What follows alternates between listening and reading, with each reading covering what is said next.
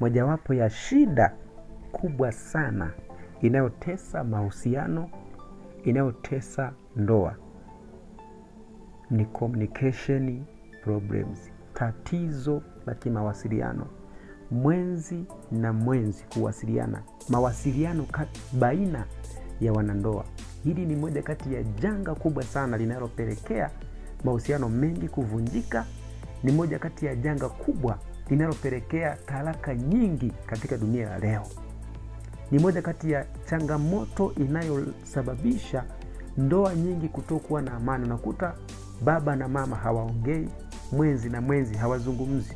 Na shida kubwa ni kutofautiana mitazamo. Mnapotofautiana mitazamo wewe na mwenzi wako, ni ngumu sana kuzungumza lugha ya aina moja. Kwa hiyo kati ya kitu ambacho unatakiwa kukizingatia hasa unapotaka kuingia kwenye mahusiano au unapotaka kuingia kwenye ndoa ni kuhakikisha mtazamo wako wewe na mtazamo wa mwenzi wako vinaelekeana au vinaendana.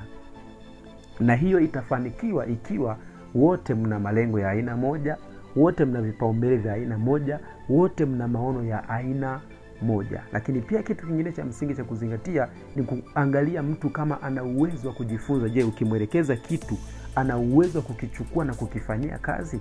Kama ana uwezo wa kujifunza hata kama mitazamo yenu ni tofauti, basi huyo mtu ana nafasi ya kuweza kujifunza na kubadilika na pengine kuwa kama wewe. Kwa hiyo hicho ni kitu cha msingi sana ambacho watu wengi wao wanakipuuzia, lakini huwa kinaleta madhara makubwa sana kwenye ndoa. Mtazamo